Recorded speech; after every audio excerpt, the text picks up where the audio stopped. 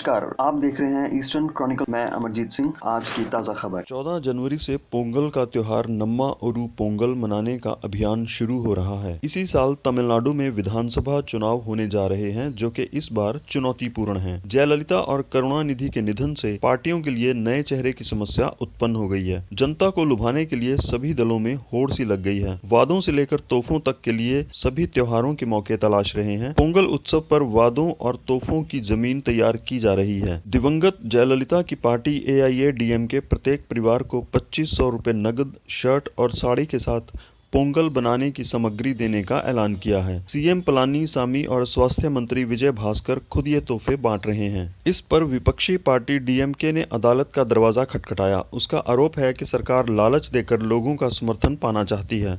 दूसरी तरफ AIADMK की समर्थक भाजपा भी इस मौके को भुनाना चाहती है। इस अभियान से जुड़ने के लिए राष्ट्रीय अध्यक्ष JP नड्डा तिरुवल्लुवर पहुंच रहे हैं। विपक्षी DMK पार्टी मदुराई क्षेत्र में एक बड़ा आयोजन करने जा रही है। वह लोगों को लैपटॉप और सिलाई मशीन बांट रही है।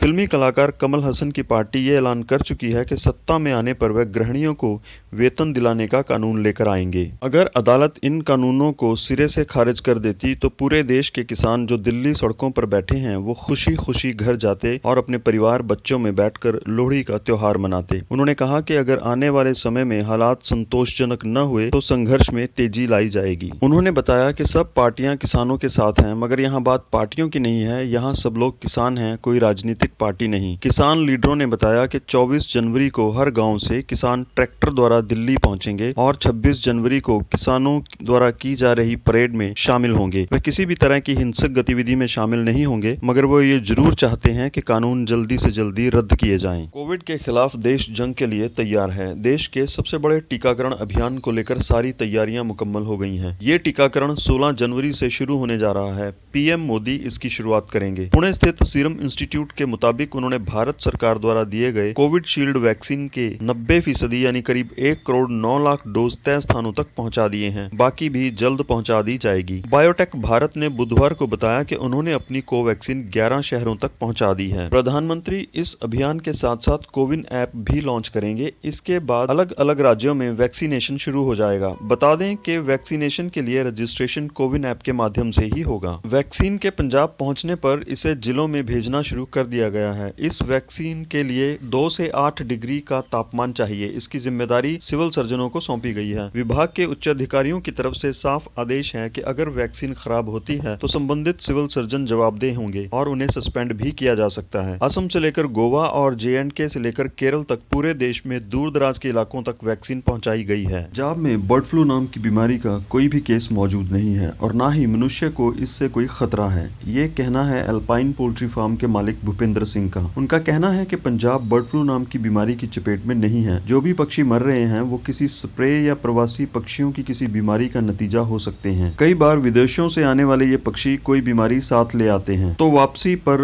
लंबे समय तक बीमारी से ग्रस्त रहने से उनकी मृत्यु हो जाती है। विदेशों से आते वक्त इनकी कोई वैक्सीनेशन नहीं होती। डॉक्टरों की रिपोर्ट के अनुसार जब भी चिकन आदि को 90 डिग्री तक पकाया जाता है तो कोई भी वायरस हो खत्म हो जाता है। डॉक्टरों के मुताबिक बर्ड फ्लू नाम की बीमारी का कैसा भी संबंध पोल्ट्री फार्मिंग या इंसान के साथ नहीं है। भूपिंदर सिंह का कहना है कि वो हाइजीन का बहुत अच्छी तरह ख्याल रखते हैं। जो भी कोई व्यक्ति बाहर से आता है तो उसे सैनिटाइज किया जाता है, मास्क पहनाया जाता है और अगर वो गाड़ी में है तो गाड़ी को भी अच्छी तरह सैनिटाइज करते हैं। उन्हें शक है कि पोल्ट्री इंडस्ट्री के साथ जो कुछ भी हो रहा है वो नॉर्मल नहीं है, बल्कि इसमें कोई राज है, क्योंकि इस अफवाह से फार्मिंग को बहुत नुकसान हो रहा है। डिमांड और सप्लाई में तालमेल न होने के कारण आर्थिक मंदी की मार पै रही है। सप्लाई तो है पर कीमत नहीं मिल रही। पोल्ट्री इंडस्ट्री पिछले 2 सालों से आर्थिक मंदी का शिकार हो रही है। लॉकडाउन ने बिल्कुल ही कमर तोड़ के रख दी है। करोड़ों की मार झेल रही इस इंडस्ट्री को बर्ड फ्लू की अफवाह और भी नीचे ले जाएगी। भोपाल और जलंधर से जो टेस्ट रिपोर्ट आई है उसके मुताबिक यह H158 नाम का वायरस है जो आमतौर पर सर्दी के मौसम में पाया जाता है, जिससे हल्का बुखार आदि होता है जो किसी भी तरह खतरनाक नहीं है। ये 1-2 दिन में ठीक हो जाने वाला फ्लू है। इससे किसी भी प्रकार की डरने की जरूरत नहीं है। भूपेंद्र सिंह ने कहा कि वह वेंकिस या स्काईलार्क नाम की कंपनियों से चिक्स मंगवाते हैं। ये 2 ही कंपनियां हैं जो भारत में डे आउट चिक्स सप्लाई करती हैं। फिर वैक्सीनेशन आज से 120 दिन तक पाल पोस कर